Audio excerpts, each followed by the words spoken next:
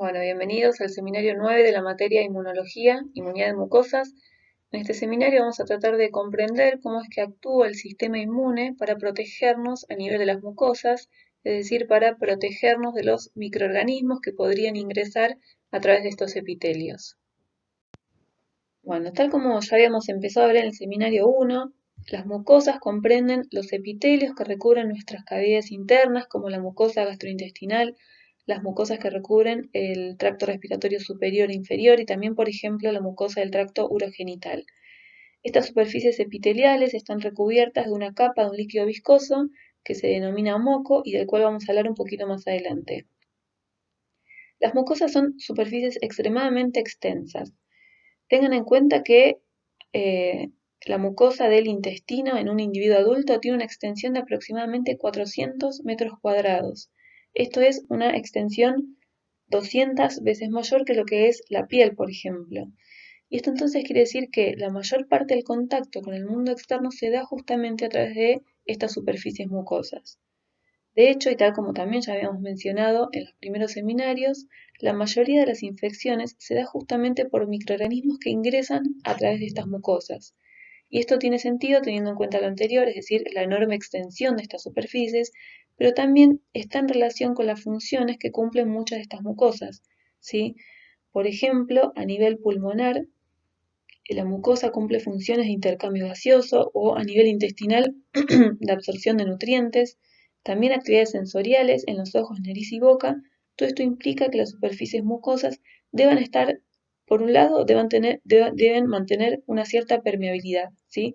Pero por otro lado también deben estar dotadas de mecanismos altamente eficaces para impedir el continuo ingreso de microorganismos. Por otro lado, las superficies mucosas y en particular lo que es la mucosa gastrointestinal, está en contacto continuamente con una enorme cantidad de antígenos inocuos contra los cuales no queremos generar una respuesta inmune exagerada, ¿sí? Por ejemplo, a nivel intestinal estamos en contacto continuamente con una enorme cantidad de antígenos dietarios, antígenos extraños contra los cuales no queremos generar una respuesta inmune. También a nivel intestinal y en otras mucosas, las superficies epiteliales están en contacto con una enorme cantidad de flora comensal, ¿sí? De microorganismos comensales que no nos generan daños y contra los cuales no queremos generar una respuesta inmune exagerada. De hecho, una respuesta inmune aberrante contra antígenos dietarios o bacterias comensales, por ejemplo, están asociadas a enfermedades inflamatorias como son la enfermedad celíaca o la enfermedad de Crohn.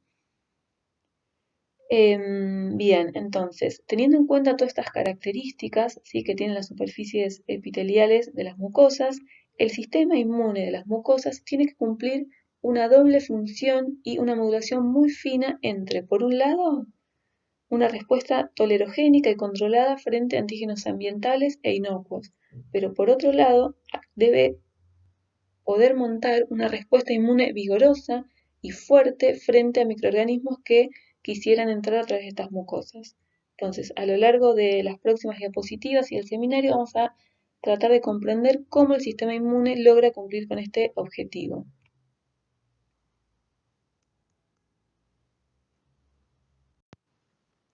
Bueno, el primer mecanismo que tiene el sistema inmune para protegernos frente a la entrada de microorganismos potencialmente patógenos son justamente las superficies epiteliales.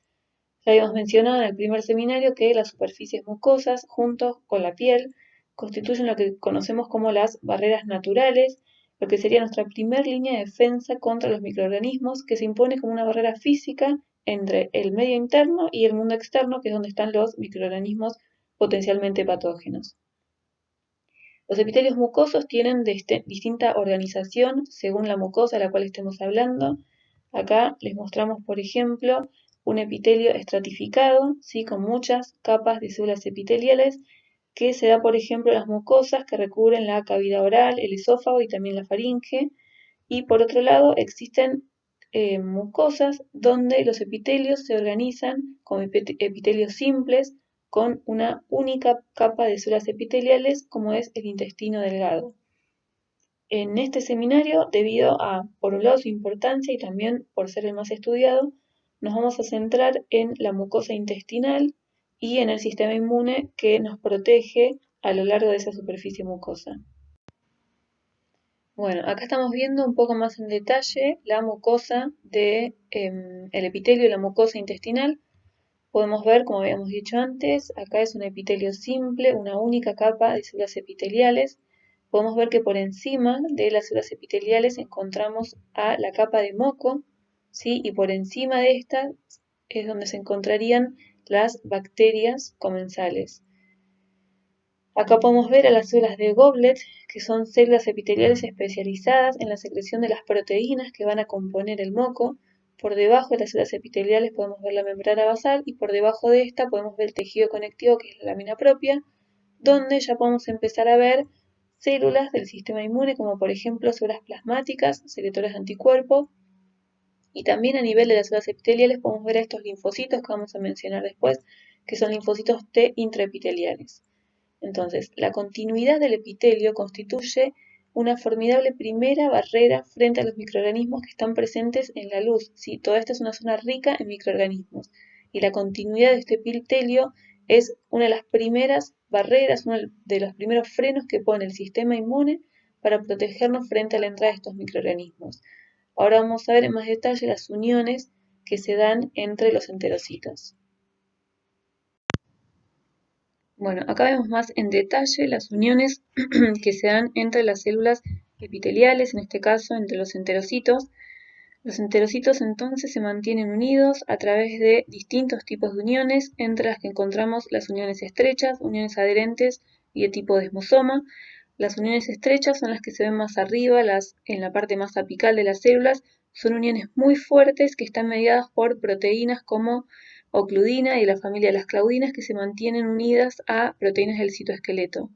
Estas uniones, como dije recién, son muy fuertes y forman una especie de cinturón alrededor de las células que limita el pasaje de sustancias desde la zona apical hacia la zona basal.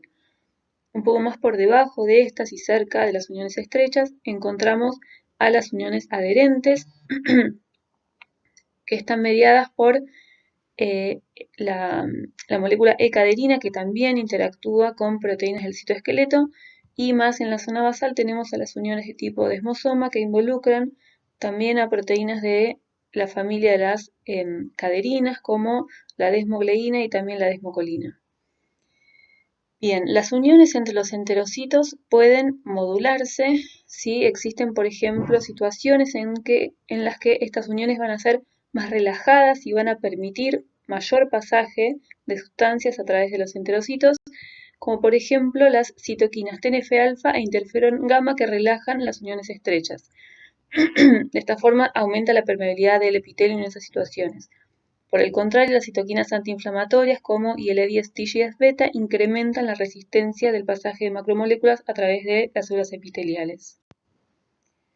Bueno, más allá de la excelente barrera anatómica, ¿sí? De la excelente barrera física que forman las células epiteliales de las superficies mucosas, las células epiteliales de ninguna manera cumplen un rol pasivo en la protección frente a los microorganismos, ¿sí? Su función va mucho más allá de la de ser simplemente una barrera física.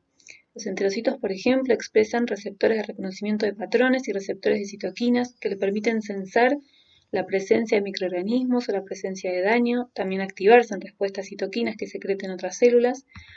Ellas mismas producen citoquinas y quimiosinas en respuestas a la infección y también en condiciones homeostáticas. Pueden secretar interleuquina 8, una quimiosina que vimos en el seminario 1 y que es la responsable del reclutamiento de neutrófilos al foco inflamatorio. Entonces, en una situación, por ejemplo, que una bacteria lograra infectar una célula epitelial, la célula epitelial puede reconocer a este microorganismo gracias a la expresión de receptores de reconocimiento de patrones y como consecuencia secretar, entre otras sustancias, a la quimiosina IL-8 que va a medir el reclutamiento de neutrófilos y de esa forma ayudar con la erradicación de ese microorganismo. Además, las células epiteliales producen péptidos antimicrobianos, los producen de forma constitutiva y también su producción aumenta en condiciones de en presencia de citoquinas proinflamatorias. Las células epiteliales especializadas en la secreción de péptidos antimicrobianos son las células de Paneth y Además, las células epiteliales tienen la capacidad de secretar otras proteínas que van a contribuir con la respuesta inmune antimicrobiana. Por ejemplo, tienen la capacidad de secretar lisosima. La lisosima es una enzima que va a hidrolizar peptidoglucanos que están presentes en distintas bacterias.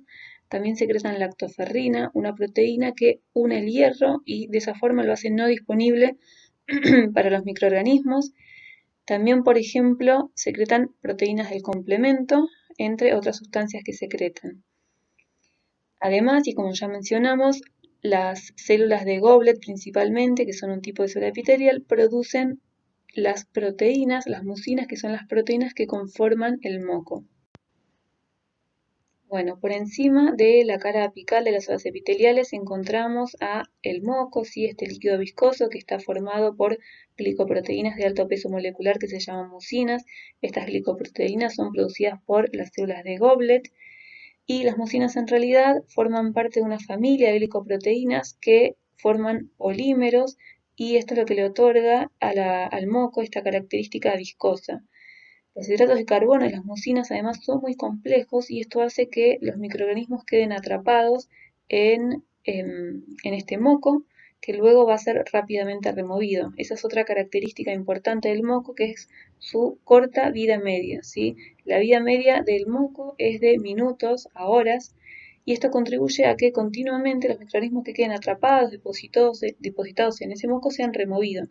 ¿Sí? Los movimientos ciliares del tracto respiratorio, por ejemplo, o los movimientos peristálticos en el intestino ayudan a que el moco sea continuamente removido hacia el exterior y con ese moco los microorganismos que pudieran haber quedado atrapados en ellos.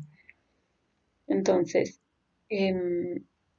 además, también vale la pena destacar que las mucinas se integran en la cara apical de las células epiteliales conformando lo que se llama el glucocálix y de esa forma poniendo una distancia extra entre los microorganismos y las células epiteliales. Entonces, este moco no solo es una barrera física, ¿sí? Que distancia las células epiteliales de la zona más rica en bacterias, que sería la más externa, sino que también al quedar atrapados los microorganismos en ese moco, los microorganismos quedan susceptibles a, por ejemplo, los péptidos antimicrobianos que están en ese moco, las enzimas, como puede ser la lisosima, y de esa forma ayudar a la eliminación del microorganismo. Bueno, un poco para ir terminando con esta primera parte, es decir, cuáles son los primeros mecanismos con los que cuenta el sistema inmune para impedir el ingreso de los microorganismos a través de las mucosas. Un poco todo lo que estamos viendo. En primer lugar, la continuidad de la barrera epitelial, ¿sí? Las uniones estrechas que se generan entre las células epiteliales restringen el pasaje de sustancias de la zona apical hacia la zona basal. Por otro lado, sustancias producidas por las mismas células epiteliales, por ejemplo, el moco, formado por las mucinas generadas por las células de Goblet. Por otro lado, también factores químicos presentes en ese moco, ¿sí? Como los péptidos antimicrobianos, lisosima, lactoferrina. También, por ejemplo, factores físicos que fuimos mencionando, como es los movimientos ciliares o movimientos peristálticos que promueven continuamente la eliminación del moco y con eso la eliminación de los microorganismos que pudieran haber quedado atrapados en este moco. También como factor físico está el punto de la alta tasa de recambio que tienen las células epiteliales. Las células epiteliales tienen una alta tasa de recambio, siendo por ejemplo en el intestino que las células epiteliales del intestino se renuevan completamente en el plazo de 5 días. Esto significa que si una bacteria logró atravesar todos estos mecanismos, por ejemplo, logró atravesar el moco y evadir los péptidos antimicrobianos o proteínas con actividad antimicrobiana y lograr así establecer una infección en una célula epitelial o adherirse a la célula epitelial, esta célula epitelial va a ser removida rápidamente y con ella la bacteria que pudiera estar adherida o infectando.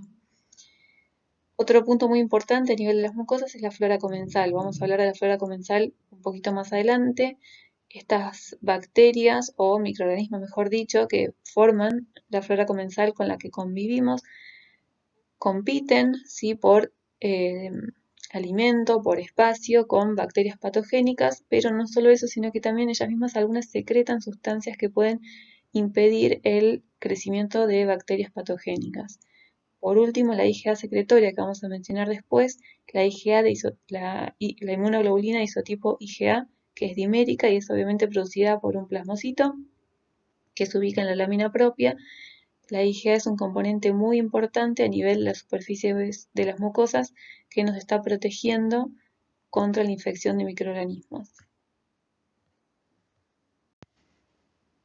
Bueno, ahora vamos a hablar del sistema inmune adaptativo de las mucosas y teniendo en cuenta lo que habíamos dicho antes de que las mucosas representan enormes áreas superficiales vulnerables a la infección por microorganismos patógenos, no es raro pensar entonces en que el sistema inmune de las mucosas es el mayor sistema de tejidos linfoides de los mamíferos. Fíjense que en el humano adulto contiene aproximadamente el 80% de los linfocitos del organismo y donde se produce la mayor cantidad de inmunoglobulinas en un individuo sano. Entonces, ahora vamos a empezar a hablar de cómo se organiza el sistema inmune de las mucosas.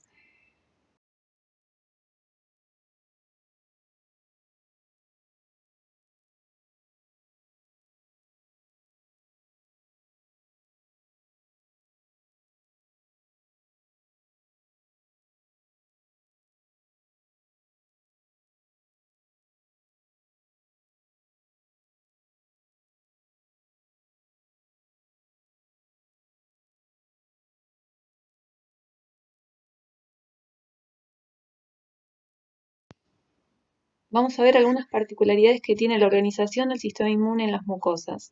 Los antígenos que ingresen a través de las superficies mucosas van a activar a linfocitos T y linfocitos B en estructuras linfáticas secundarias, tal como vimos hasta ahora. Ahora bien, la organización de estos órganos linfáticos secundarios es un poco particular en las mucosas.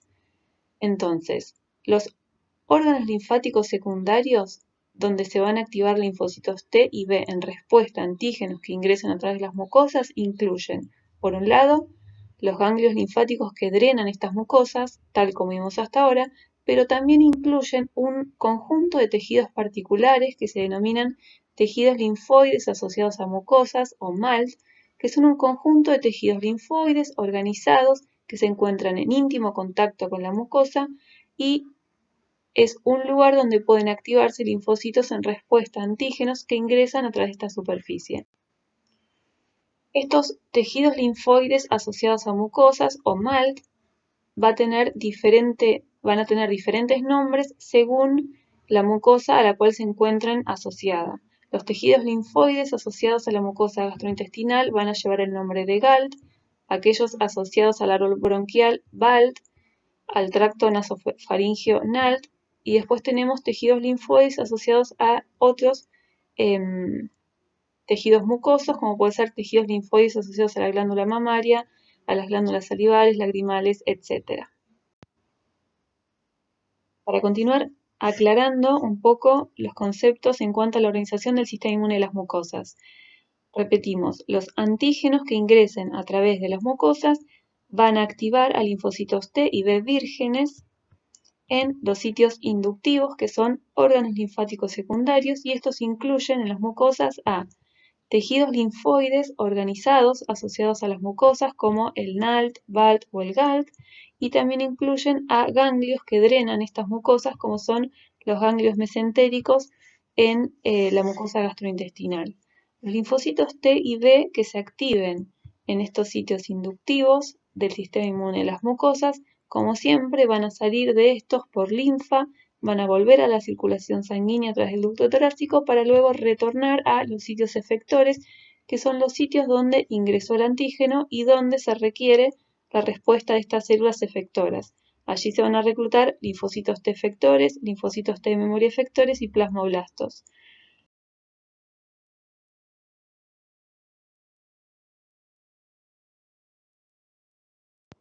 Acá vemos un poco una visión más global de la organización del sistema inmune de las mucosas.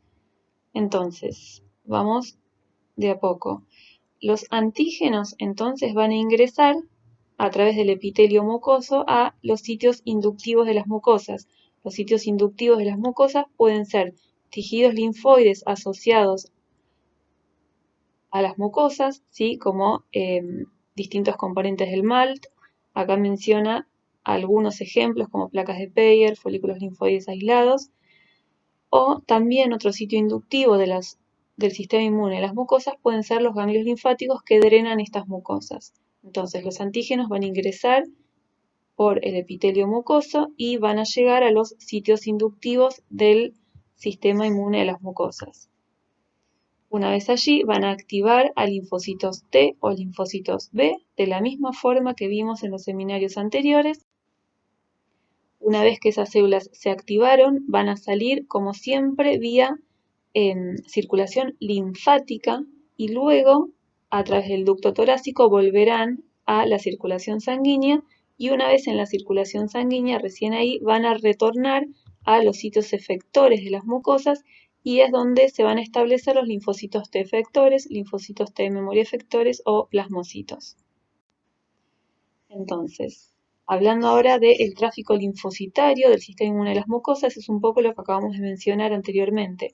Los antígenos van a ingresar a través de la superficie mucosa, ¿sí? A través del epitelio, hacia los tejidos inductivos de la mucosa. ¿Sí? Esos sitios inductivos, repito, pueden ser tejidos linfoides asociados a mucosas o pueden ser los ganglios drenantes de esas mucosas.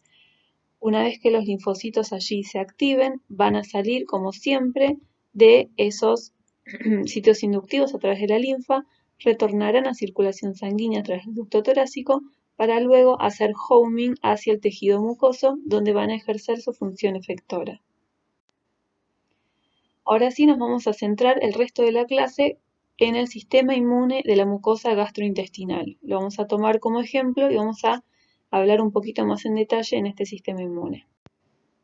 Bueno, si uno mirara la superficie mucosa de la mucosa del intestino delgado, por ejemplo, uno podría ver linfocitos, ¿sí? Distintas poblaciones de linfocitos dispersos en distintas zonas.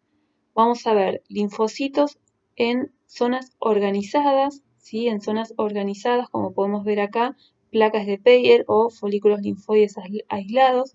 Estos son tejidos linfoides asociados a la mucosa gastrointestinal, es decir, son parte del GALT.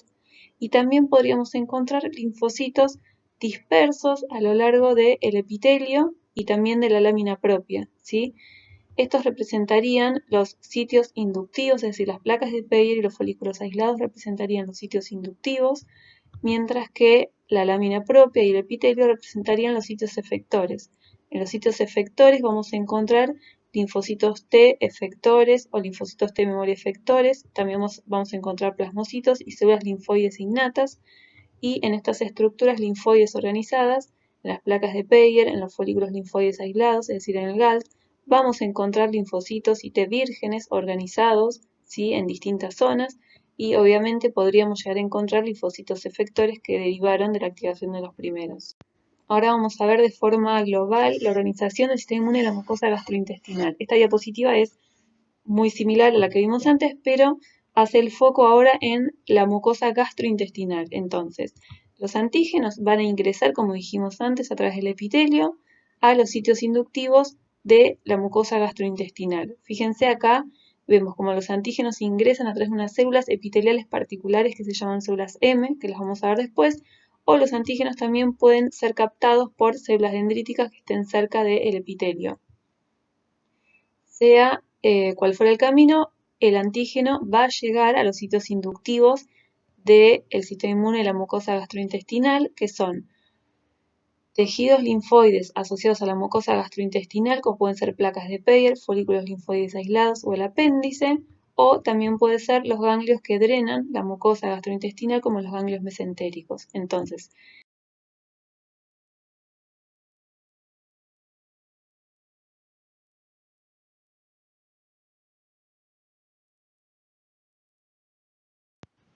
los linfocitos T y B vírgenes se van a activar en respuesta a los antígenos que ingresaron a través del epitelio mucoso gastrointestinal en algunos de estos sitios inductivos.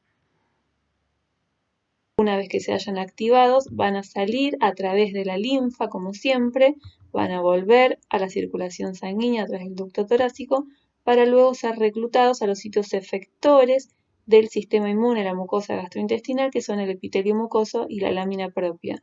Allí se van a asentar los linfocitos T efectores, memoria efectores o plasmoblastos.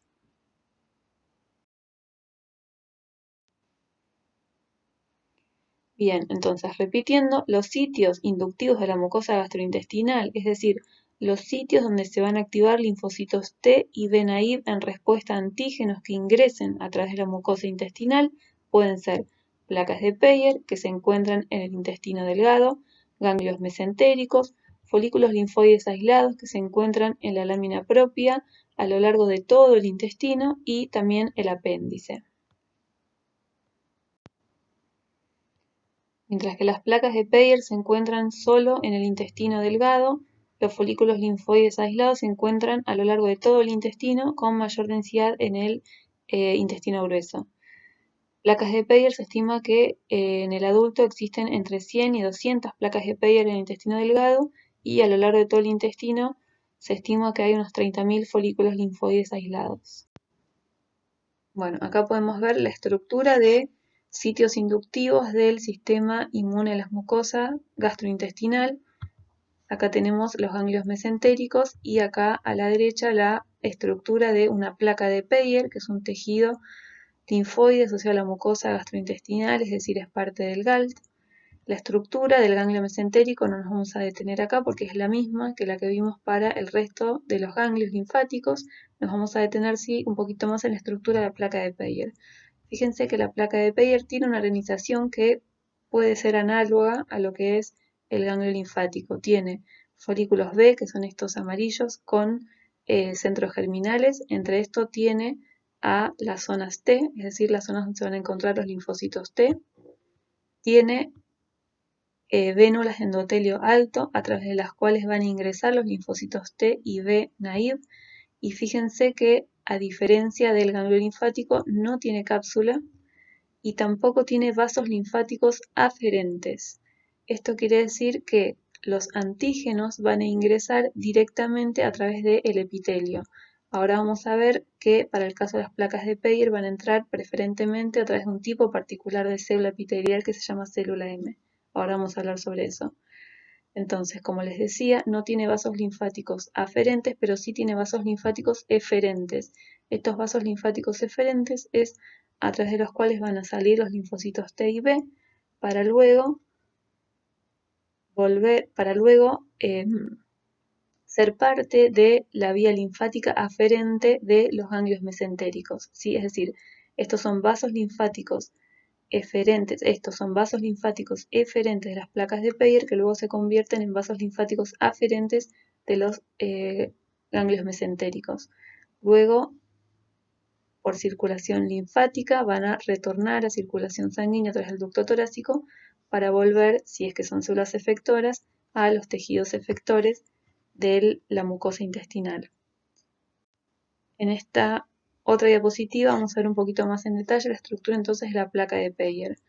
Fíjense, como dijimos, tenemos las zonas B, la zona de los folículos, las zonas T, por encima de estas zonas y por debajo del epitelio tenemos lo que se llama la zona del domo subepitelial, es una zona rica en células dendríticas, también hay linfocitos T y linfocitos B, y por encima de la placa de Peyer y también por encima de los folículos linfoides aislados, encontramos una zona del epitelio que tiene un nombre diferencial que se llama FAE por Follicle Associated Epithelium.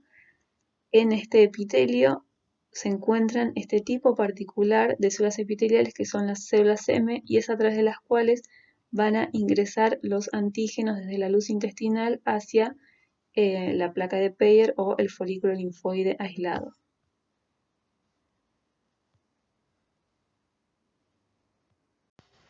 Entonces, como parte de este FAE tenemos a las células M, que son células epiteliales especializadas en la translocación de antígeno desde la luz del intestino hacia la lámina propia, ¿sí? Y fíjense entonces que las células M tienen unas ciertas características que le permiten cumplir con esta función de translocar antígenos. Fíjense, tienen alta capacidad endocítica, ¿sí? Lo que le permite obviamente contactar y endocitar grandes cantidades de antígenos. Tienen baja capacidad gradativa, de forma de que esos antígenos pasen a la lámina propia de la forma más intacta posible para que sean reconocidos luego por linfocitos B en su forma nativa o para que sean procesados por células dendríticas. Tienen glicocálix escaso, eso le permite mayor contacto con los antígenos en la luz intestinal. Además, no tienen receptores para IgA. Ahora vamos a ver que los receptores para IgA son los que permiten la translocación de la IgA desde la lámina propia hacia la parte apical. Esto hace que no haya una alta concentración de IgA cerca de la célula M, lo que de vuelta aumenta las chances de contacto con el antígeno. Además, fíjense que tiene profundas invaginaciones en su membrana celular, lo que le permite entrar en contacto con distintas células del sistema inmune. Y como dice acá, entonces su función central es la del transporte transepitelial de antígenos. Y bueno, la desventaja obviamente que trae aparejado esto es que es una puerta de entrada de ciertos patógenos, ¿sí? Todas estas características que tienen permiten, por un lado, mayor acceso a los antígenos, pero al mismo tiempo mayor acceso para los patógenos. Entonces, ¿cómo ingresa el antígeno a través de la mucosa intestinal? Entonces, el antígeno, como dijimos, puede ingresar a través de las células M, ¿sí? Como mencionamos recién, y esta sería la vía más importante para el ingreso del antígeno hacia la lámina propia, pero también puede ingresar a través de otras vías, por ejemplo, a través de las células epiteliales por pasaje paracelular y transcelular, para luego ser capturada por la célula dendrítica en la lámina propia, o también las células dendríticas que se encuentran bien cerca del epitelio en la lámina propia podrían generar prolongaciones dendritas, ¿sí? Al generar uniones con las células epiteliales que logren alcanzar la luz y así capturar antígenos. Tanto el pasaje a través de las células epiteliales como las células dendríticas que generan estas prolongaciones, estas vías, si bien son menos eficientes, pueden favorecerse en situaciones donde haya citoquinas proinflamatorias o cuando las células dendríticas reconozcan a los PAMs a través de los TLRs. De todas formas, la vía más importante sigue siendo la vía de ingreso de antígeno a través de las células M. Ya entendimos entonces cómo es que ingresa el antígeno desde la luz intestinal hacia los sitios inductivos de la mucosa intestinal. Ya entendimos que es en los sitios inductivos de la mucosa intestinal donde se van a activar los linfocitos T y B vírgenes en respuesta a estos antígenos. Estos sitios inductivos del sistema inmune de la mucosa gastrointestinal pueden ser placas de Peyer, folículos linfoides aislados, pueden ser los ganglios mesentéricos. Y ahora vamos a ver cómo una vez que estos linfocitos T y B se activaron en esos sitios inductivos del sistema inmune de la mucosa gastrointestinal, cómo es que vuelven a esa mucosa, a los sitios efectores de esa mucosa, que sería la lámina propia y el epitelio.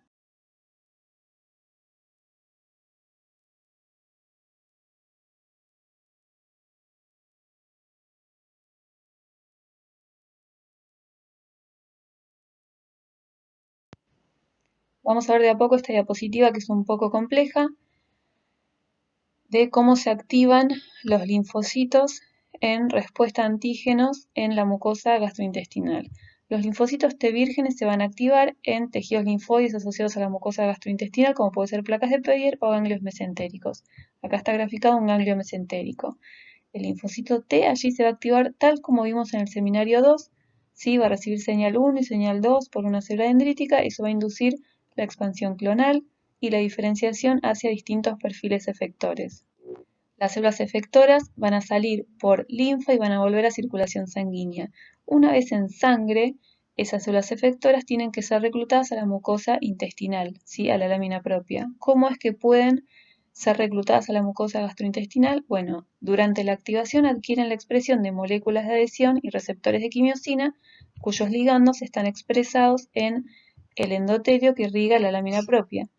Entonces, durante su activación, los linfocitos T y B, durante la activación en los sitios inductivos de la mucosa intestinal, adquieren la expresión de alfa-4 beta-7, una integrina, y CCR9, un receptor de quimiosina. Los ligandos de estas moléculas se encuentran expresados en el endotelio que irriga la lámina propia, ¿sí? MADCAM1, el ligando alfa-4 beta-7, está expresado en el endotelio de la lámina propia, y CCL25, el ligando de CCR9, es producido por las células epiteliales y se pega a los GAGs del endotelio. De esta forma, los linfocitos T efectores o memoria efectores que se activaron en las placas de Peyer o en ganglios mesentéricos, cuando vayan por el endotelio que está irrigando la lámina propia, van a reconocer estos ligandos y van a poder extravasarse hacia la lámina propia. ¿Qué es lo que determina que el linfocito T o B que se activa en los sitios inductivos de la mucosa intestinal expresen alfa-4 beta-7 y CCR9? Bueno, el ácido retinoico producido por las células dendríticas. Las células dendríticas de la mucosa intestinal tienen la capacidad de generar ácido retinoico a partir de vitamina A, y esto es gracias a la expresión de esta enzima, cuya expresión se induce por factores justamente producidos por las células epiteliales como el TSLP. Acá podemos ver cómo un linfocito T efector o memoria efector que se activó en un sitio inductivo de la mucosa intestinal. Yo sé esto porque expresa alfa-4 beta-7 y CCR9. Este linfocito, fíjense que expresa alfa-4 y beta-7, alfa-4 beta-7 con una afinidad que dice baja. Recuerden que las integrinas tienen un estado de baja y otro de alta afinidad. En principio el estado de afinidad de esta integrina es baja. Este linfocito T va a reconocer a CCL25 que está pegado sobre el endotelio a través de el CCR9, lo reconoce y de esa forma cambia la afinidad alfa-4 beta-7, volviéndose ahora de alta afinidad por MAdCAM1. Eso le permite la adherencia estable y la diapédesis hacia la zona de mayor concentración de CCL25. Fíjense que algunos linfocitos T efectores se van a quedar en la lámina propia, mientras que otros van a pasar a ser parte de estos linfocitos intraepiteliales, ¿sí? Linfocitos que entran en íntimo contacto con las células epiteliales. La característica de estos linfocitos intraepiteliales que le permiten acercarse a las células epiteliales es que además expresan alfa-E beta-7, ¿sí? Además de alfa-4 beta-7, expresan también alfa-E beta-7. Entonces, ¿qué es lo que determina la expresión de alfa-4 beta-7 y CCR9 en los linfocitos T efectores que se activaron en los sitios inductivos de la mucosa intestinal? Pero lo repetimos, acá a la izquierda tenemos que las células dendríticas que derivan de la mucosa intestinal expresan ácido retinoico. Ese ácido retinoico, que es percibido por el linfocito T naive durante su activación, hace que cuando se diferencia un linfocito T efector, comience a expresar CCR7 y alfa-4 beta-7. ¿Sí? Esa CCR7 va a interactuar con el ligando CCL25 y alfa-4 beta-7 con MAdCAM1. Esos ligandos los encontramos en el endotelio de la mucosa intestinal del intestino delgado y es lo que permite que estos linfocitos T, luego de activarse, vuelvan al intestino delgado. De la misma forma, este mecanismo es general para otros tejidos, por ejemplo, células dendríticas que derivan de la piel, es decir, que captaron antígenos en la piel. Cuando vayan a los órganos linfáticos secundarios a activar a linfocitos T naive, estos van a expresar factores como son los derivados de la vitamina D que van a hacer que el linfocito T naive, una vez siendo efector, exprese receptores de quimiosina y moléculas de adhesión cuyos ligandos los encuentran en la piel, ¿sí? Mejor dicho, en el endotelio que irriga la piel. Y eso le permite un homing hacia piel a aquellos linfocitos T que se activaron en respuesta a antígenos que la célula dendrítica captura en la piel, ¿sí? Ahora hablando un poquito en detalle de esos linfocitos intraepiteliales, esos linfocitos que ya los mencionamos, los vimos en distintas diapositivas, que están pegaditos a las células epiteliales, ¿sí? Están unidos a las células epiteliales. Fíjense que el 80% de los linfocitos intraepiteliales son linfocitos TCD8. El TCR que expresan puede ser el clásico que vimos, el del TCR con una cadena alfa y otra beta, pero también muchos expresan la cadena alternativa gamma y delta, ¿sí? Las cadenas gamma y delta. El correceptor CD8 puede estar constituido de la forma clásica, que no lo mencionamos hasta ahora, pero la forma clásica es un heterodímero alfa-beta, pero también puede estar constituido por unas cadenas alternativas alfa-alfa, ¿sí? Las propiedades funcionales de los intraepiteliales, estos linfocitos son la primera, o mejor dicho, son una de las primeras defensas en el intestino, ¿sí? Están directamente ahí en contacto con las células epiteliales, ¿sí? Bien cerca donde están los microorganismos.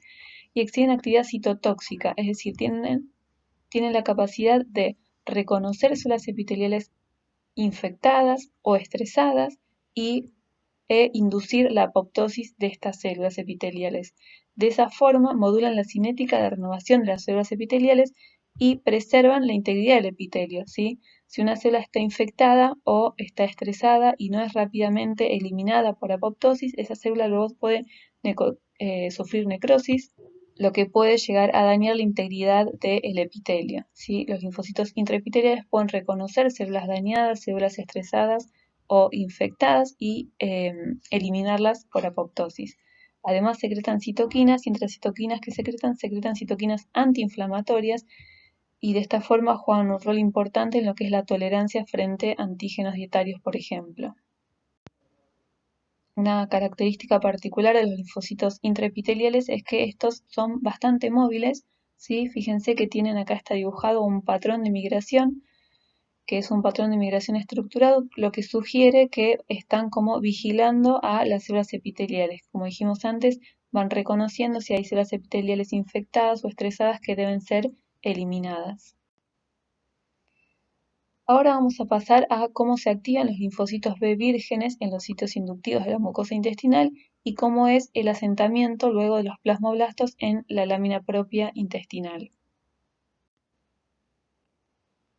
Entonces, acá podemos ver cómo a través de las células M los antígenos ingresan a una placa de Peyer, es decir, a un sitio inductivo de la mucosa intestinal del intestino delgado. Allí los antígenos van a ser captados por linfocitos B, linfocitos B2, que se van a activar tal como vimos en el seminario de B. Si el linfocito B va a endocitar ese antígeno y se lo va a presentar a un linfocito T folicular helper, que es quien le va a brindar la segunda señal de activación necesaria para que el linfocito B haga un centro germinal y se diferencie luego o a células B de memoria o a plasmoblastos.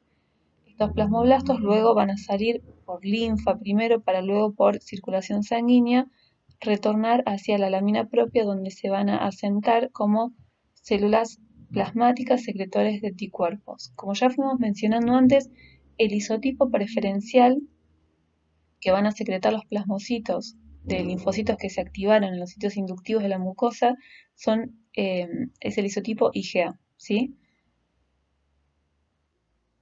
¿Y qué es lo que induce que el switch de clase se haga hacia el isotipo IgA? Es el factor, entre otros, TGF-beta, ¿sí? TGF-beta induce el switch hacia IgA y el TGF-beta es producido por las células dendríticas, es decir, los linfocitos B que se activen en los sitios inductivos de la mucosa gastrointestinal, como es acá, por ejemplo, la placa de Peyer, van a entrar en centro germinal y van a hacer switch de clase preferentemente hacia un isotipo IgA. Bien, además de los linfocitos B2, se sabe que una fracción importante de la IgA, de las secreciones mucosas, proviene de la activación de linfocitos B1. Los linfocitos B1 eran esos linfocitos B que habíamos visto que no requieren de la clásica colaboración T, por eso su activación se llama T independiente, y se vio que los anticuerpos de isotipo IgA producidos por las células B1 reconocen bacterias comensales y son importantes para el control de estas bacterias comensales. Los linfocitos B1 entonces se van a activar en respuesta de antígenos de bacterias comensales en sitios inductivos de la mucosa intestinal como los ganglios mesentéricos. Van a recibir señales brindadas también por células dendríticas, entre otras células como TGF-beta, BAF o APRIL, que va a inducir su activación, además del reconocimiento antigénico, van a inducir su activación y la diferenciación hacia plasmoblastos secretores de anticuerpos IgA.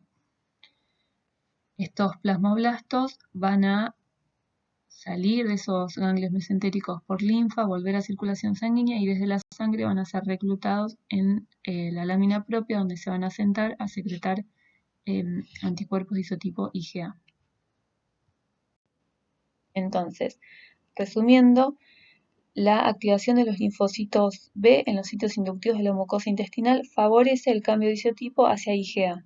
Y este cambio de isotipo hacia IgA es promovido por el factor TGF-beta.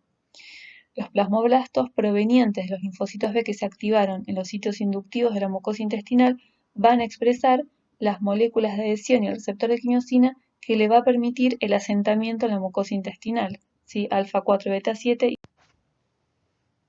Una vez que se activaron los linfocitos B y se diferenciaron a plasmoblastos, ya vimos que para que regresen al sitio efector tienen que adquirir la expresión de receptores de quimiosinas y moléculas de adhesión que los guíen hacia esos sitios. Acá vemos cómo los plasmoblastos que derivan de linfocitos que se activaron por antígenos que ingresaron por el intestino delgado van a adquirir la expresión de CCR9 y alfa-4 beta-7, lo que le permitirá una vez en sangre hacer homing preferencialmente al intestino delgado. Sin embargo, fíjense que también van a adquirir la expresión de otros receptores de quimiosinas y moléculas de adhesión que le permitirán el asentamiento en otros sitios.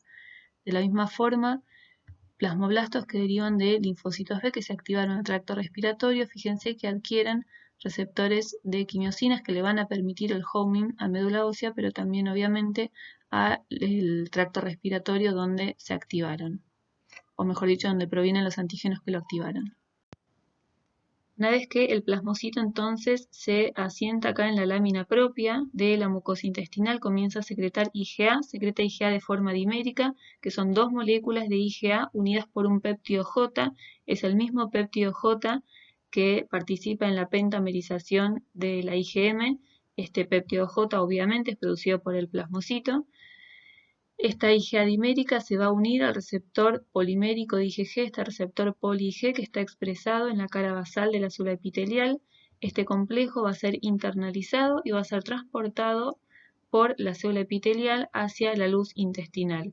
Cuando es liberada la IgA, fíjense que queda con una parte del receptor poli-Ig que se llama componente secretorio.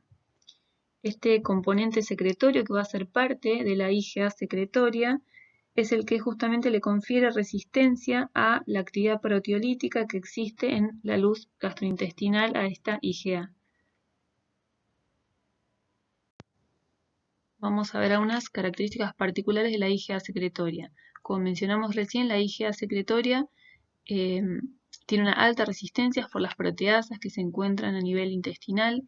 Este isotipo de inmunoglobulinas es el isotipo predominante en las secreciones mucosas, mientras que su concentración en sangre periférica es relativamente baja al compararla con la IgG. La IgA es el isotipo predominante en las secreciones mucosas.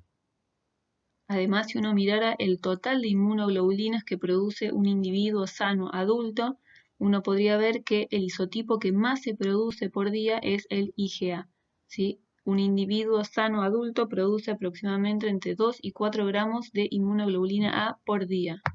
Este isotipo, como dijimos, es resistente a proteasas intestinales y además no induce inflamación, ¿sí? Esto es un punto muy importante pensando en la alta concentración de IgA que tenemos a nivel de mucosas y también la alta concentración de bacterias comensales que hay en esos sitios, ¿sí? La IgA secretoria lo que va a poder hacer es neutralizar microorganismos que se encuentren en las superficies mucosas sin inducir inflamación.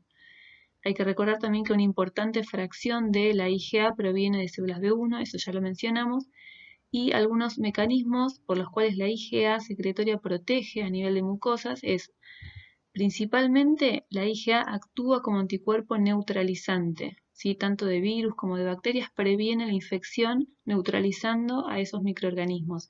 Neutraliza también toxinas. Además, inhibe la absorción de antígenos y alergenos. Y un punto muy importante y que está ligado con su acción, digamos, antiinflamatoria, es que inhibe las acciones inflamatorias de anticuerpos IgM e IgG. IgM e IgG también puede haber, aunque en menores concentraciones en las secreciones mucosas, y la diferencia es que estos isotipos IgG e IgM pueden activar complemento. La IgA, a diferencia, no puede activar complemento y al unir a los microorganismos va a impedir que se le peguen IgG e IgM que podrían llegar a generar inflamación activando complemento. Acá se menciona la concentración de IgA en las secreciones mucosas de la mucosa intestinal, donde se llega a concentraciones de 1 miligramo mililitro. Como acabamos de mencionar, el isotipo de inmunoglobulina que más se produce por día es la IgA. La IgA, como dijimos, está predominantemente en las secreciones mucosas, mientras que si uno mira la sangre periférica, el isotipo que más se encuentra es IgG. Una característica particular de la mucosa intestinal, si uno mira una mucosa intestinal sana en condición de no infección, va a ver que igual podemos encontrar una gran cantidad de linfocitos T activados, linfocitos T efectores o memoria efectores. También vamos a encontrar en la lámina propia plasmocitos secretores de IgA y también vamos a encontrar a células linfoides innatas para lo que es la mucosa intestinal predominantemente del tipo 3, que son las que secretaban IL-17 e IL-22. Todas estas células que se encuentran en condiciones, como dije antes, de no inflamación, no infección, en condiciones sanas, están continuamente contribuyendo con la funcionalidad de la barrera epitelial. Fíjense, la IL-17 producida tanto por las TH17 que se encuentran en la lámina propia de la mucosa intestinal y también producidas por las linfoides innatas de tipo 3, van a inducir la expresión del receptor de poli-Ig en las células epiteliales. Este era el receptor que mediaba el transporte de IgA secretoria. Por otro lado, la IL-17 promueve la integridad de la barrera epitelial fortaleciendo las uniones estrechas. También las citoquinas IL-17 y IL-22, como ya habíamos visto, estimulan la producción de péptidos antimicrobianos y mucinas por las células epiteliales. No vamos a repetir acá el rol importantísimo que tienen el moco y los péptidos antimicrobianos que están embebidos en ese moco. Por otro lado, fíjense, la IgA secretoria, como dice acá, se vio que está recubriendo el 75% de las bacterias del lumen intestinal. ¿Sí? Esto va a impedir que las bacterias que se encuentran opsonizadas por IgA, o sea, les va a dificultar el acceso de estas bacterias hacia el epitelio, y además va a favorecer que esas bacterias se queden atrapadas en el moco que luego va a ser removido. En condiciones homeostáticas en el intestino, además de encontrar plasmocitos secretores de IgA, de encontrar linfocitos TH17, también encontramos células efectoras con perfiles reguladores. Es decir, en condiciones homeostáticas existe un balance, una respuesta efectora y reguladora. ¿Sí? La IgA secretada por los plasmocitos es necesaria para controlar a las bacterias de la flora comensal, pero también va a ser importante para prevenir el ingreso de bacterias patogénicas. Las citoquinas secretadas por los linfocitos TH17 son importantes para fortalecer la barrera epitelial y los mecanismos inmunes mediados por estas células epiteliales, como la secreción de moco, los péptidos antimicrobianos, pero al mismo tiempo también la presencia de linfocitos T reguladores es necesaria para contrarrestar los posibles efectos inflamatorios que pudieran ejercerse contra estas bacterias. Este balance entre una respuesta efectora y reguladora de hecho está promovida por las bacterias comensales. Se vio que productos específicos producidos por distintas especies de bacterias o de flora comensal en general, se vio que estos son capaces de inducir la producción de IgA por células plasmáticas, de inducir la diferenciación hacia un perfil TH17 y también hacia un perfil T regulador. La flora comensal en el intestino cumple funciones muy importantes, funciones protectivas, estructurales y metabólicas. Como funciones protectivas nos referimos a que la flora comensal inhibe el crecimiento de bacterias patogénicas o de microorganismos patogénicos, mejor dicho, y esto lo hace por un lado compitiendo directamente por nutrientes, por nichos, es decir, por espacios, y también algunos microorganismos de la flora comensal son capaces de secretar sustancias que tienen actividad antimicrobiana contra bacterias patogénicas. Por otro lado, por funciones estructurales nos referimos a que la presencia de la flora comensal estimula al sistema inmune a nivel de la mucosa y de esa forma fortifica la barrera natural. Ya vimos anteriormente cómo la presencia de flora comensal induce la producción de IgA por parte de plasmocitos, también induce la secreción de IL-17 y IL-22 por parte de las células TH17, lo que hace que se fortalezca la barrera natural en cuanto a la barrera epitelial. ¿Sí? La IL-17 y la IL-22 vimos cómo promovían la secreción de moco, promovían también la secreción de péptidos antimicrobianos, y además la presencia de la flora comensal en general induce el desarrollo del sistema inmune a nivel de las mucosas. De hecho, se vio que ratones crecidos en condiciones estériles, es decir, ratones que no adquieren flora comensal, tienen un sistema inmune a nivel de mucosas muy pobre. Por otro lado, también la flora comensal cumple funciones metabólicas muy importantes. Se vio que los ácidos grasos de cadena corta estimulan la proliferación y diferenciación de células epiteliales del intestino, Además, las bacterias son capaces de metabolizar antígenos dietarios que nuestro organismo no es capaz de hacerlo, favorece y produce cofactores importantísimos como la vitamina K y también participa en la absorción de iones. Bueno, puede surgir la pregunta de por qué la flora comensal no induce una respuesta proinflamatoria exacerbada en el intestino. Esta pregunta no tiene una única respuesta, pero existen evidencias que podrían contribuir a contestar esta pregunta. Y antes que nada hay que recordar que la flora comensal, al igual que la flora patogénica, expresa PAMs, ¿sí? Esto no sería la explicación o la respuesta a esta pregunta, ¿sí? Tanto la flora comensal como los microorganismos patogénicos expresan patrones moleculares asociados a patógenos que podrían ser reconocidos por RRPs. Entonces, vamos a mencionar algunas evidencias que podrían contribuir a la explicación de por qué la flora comensal no induce una respuesta proinflamatoria exagerada.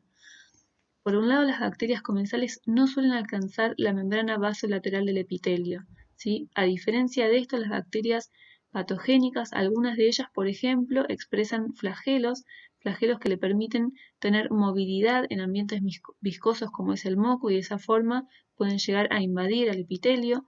Por otro lado, existen bacterias patogénicas que expresan proteasas que son capaces de degradar mucinas.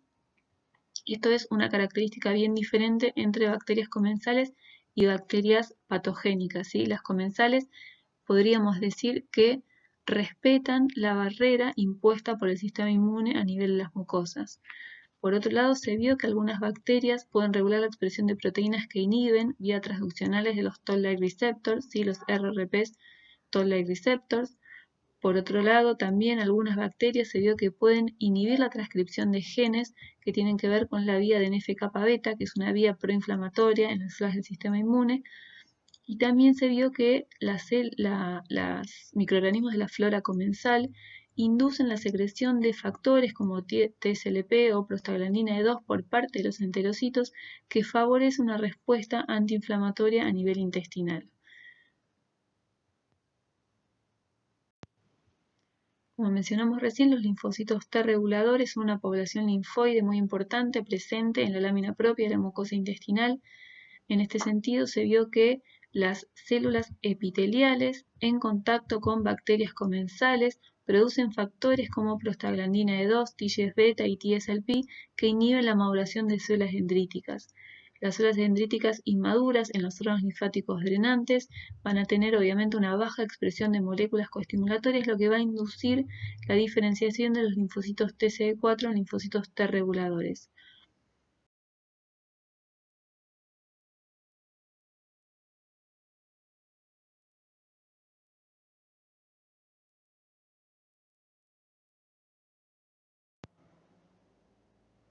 Otro tipo celular que encontramos en la mucosa intestinal son las células linfoides innata, en particular en la mucosa intestinal, en condiciones homeostáticas encontramos preferentemente al grupo 3, las células linfoides innatas del grupo 3.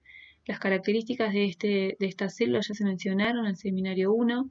Tal como habíamos dicho ahí, son células que comparten un progenitor linfoide con los linfocitos T y con los linfocitos B, pero que no expresan receptores antigénicos, es decir, no responden a antígenos, sino que se activan en respuestas a citoquinas y en respuesta a estas citoquinas secretan un conjunto particular de citoquinas que van a amplificar el tipo de respuesta que median cada una de estas poblaciones. Por ejemplo, las que nos interesan acá para lo que es la mucosa intestinal, las del grupo 3, se activan en respuesta a citoquinas como IL-1 o IL-23 y en respuesta a esto secretan las citoquinas, en particular lo que nos interesa, IL-17 e IL-22, que ya mencionamos tienen actividad sobre las células epiteliales, induciendo la producción de moco, por ejemplo, de péptidos antimicrobianos, y de esta forma median la homeostasis y mantienen la integridad de la barrera epitelial. Entonces, como acabamos de mencionar, las ILC3 participan en la respuesta inmune contra hongos y bacterias extracelulares y también son cruciales para la homeostasis intestinal, ¿sí? Es decir, para condiciones sanas, condiciones de no infección, participan activamente en la homeostasis del tejido intestinal. Como mencionamos antes, son activadas por citoquinas, entre ellas la IL-23, producidas por células dendríticas que fueron activadas por bacterias, por ejemplo, en condiciones homeostáticas por bacterias de la microbiota, y en respuesta a esto van a secretar citoquinas como IL-22 e IL-17, que como vimos estimulan a la barrera epitelial. Bueno, ya fuimos viendo a lo largo del seminario cómo el epitelio mismo es capaz de modular la respuesta inmune a nivel de la mucosa. En este sentido, el epitelio del intestino, por ejemplo, en contacto con flora comensal, va a secretar sustancias que van a favorecer un ambiente tolerogénico, el cual es necesario para no responder, por ejemplo, a antígenos dietarios y tampoco para no responder de forma exacerbada frente a la flora normal. Estos factores, por ejemplo, pueden ser TSLP y TGF-beta, los cuales son producidos por las células epiteliales en condiciones homeostáticas cuando éstas están en contacto con la flora comensal. El estroma también de la mucosa intestinal produce prostaglandina E2. Todo esto induce a que la célula dendrítica se diferencie hacia un perfil tolerogénico, induciendo la producción de la activación, de linfocitos T reguladores. Y por otro lado también los macrófagos que encontramos en la lámina propia suelen ser macrófagos, un perfil antiinflamatorio secretores de IL-10. Todo esto favorece entonces la generación de un ambiente tolerogénico, es decir, de linfocitos T reguladores que van a estar en presencia y en equilibrio con perfiles reguladores, ¿sí? Con perfiles efectores, perdón. No hay que olvidar que en condiciones homeostáticas hay perfiles efectores, hay por ejemplo una gran cantidad de linfocitos TH17 que son necesarios para promover la continuidad de la barrera epitelial. Por otro lado, cuando las células epiteliales entran en contacto con una flora patogénica y se genera una infección por un microorganismos patógenos, las células epiteliales se van a activar y eso va a llevar a la producción de citoquinas y quimiosinas inflamatorias que van a inducir obviamente la inflamación y que van a favorecer el aumento de los perfiles inflamatorios necesarios para eliminar a estos microorganismos. Podemos decir entonces que en una situación homeostática, en un intestino sano, una mucosa intestinal, podemos encontrar un equilibrio entre perfiles antiinflamatorios y perfiles inflamatorios que se encuentran en equilibrio. Los perfiles antiinflamatorios son necesarios para no generar una respuesta exagerada frente a microorganismos de la flora comensal con los cuales estamos continuamente conviviendo. También son necesarios para no generar una respuesta frente a antígenos inocuos, pero al mismo tiempo la presencia de esta enorme cantidad de microorganismos necesita ser controlada por una respuesta efectora y al mismo tiempo mencionamos cómo citoquinas, como por ejemplo producida por las células TH17, son necesarias para estar continuamente promoviendo la integridad de la barrera epitelial.